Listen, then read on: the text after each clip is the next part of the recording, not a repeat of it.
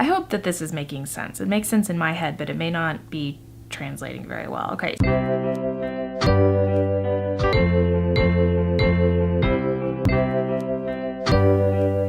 Okay, online resources that I like. I don't know how well this is showing up, but the first one is Design Mom, designmom.com. Again, you don't have to write any of this down. I'm gonna put it all in the description below. Young House Love. This one is called House. I love this one because you can look through a bunch of pictures and you can save all your ideas in one place. You can also get, they have a little tool and you can put up in your bar thing up here, a little widget so that whenever you see a picture online that you like, you just click the little thing up here and it'll save it in your house book so that you don't have to go back to House every time, and so that you can save pictures from other websites. I do heart HGTV. HGTV always has really good ideas. They're a good place to look for inspiration, and also my parents were on House Hunters International, so you can watch them and us there. Also, Apartment Therapy. I love their tagline, saving the world one room at a time. They have great stuff to look through as well. Flower Power Blog. Have a website or anything. He's a designer that I like, Brian Patrick Flynn. He makes me laugh. Traveling is also a huge inspiration for me. I look back on photos of Turkey and of Spain and videos that I've taken in Costa Rica and everywhere, and I just look at the color palettes and I look at, nature has no better color palettes than any of these things, and these things take from nature. So if you're looking for a good color palette, I suggest looking through travel photos. I love the ones from Iceland. They did the colors of the houses and stuff just really pop against the background, and places like Norway, and then the beautiful tiles and stuff from Spain. I love. So that's another good place to look for inspiration. My biggest piece of advice is to not let all of this inspiration derail you, because you can very easily, I can very easily get stuck in all of this. It's getting hot in here.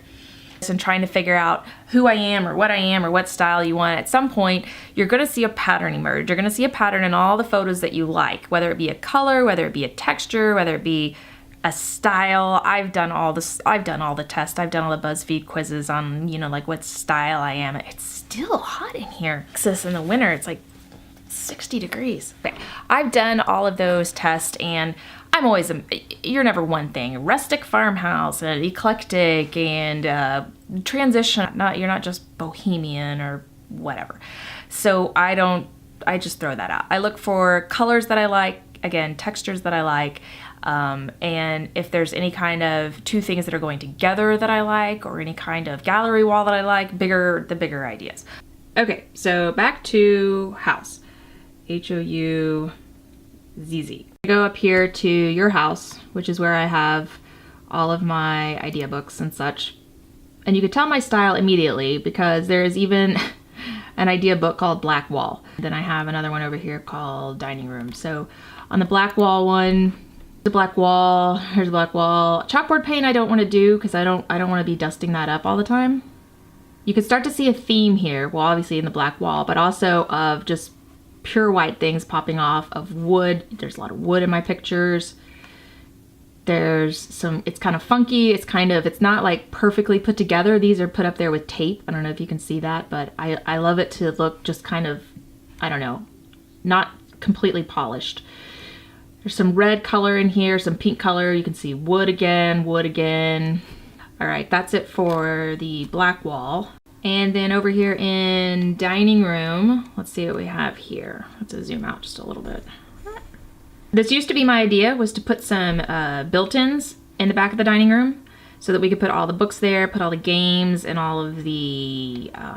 This is too big of a project right now, and it's too big of a commitment for a house that we may not be in the next year, but I think that this is a gorgeous idea for a dining room so that you can use it as a dining room, but also as a space where you can play puzzles and play games and do coloring, and use this table for all the things that you're constantly clearing your actual kitchen table off for every night. So the thing here is to look for themes. I've got another black wall here.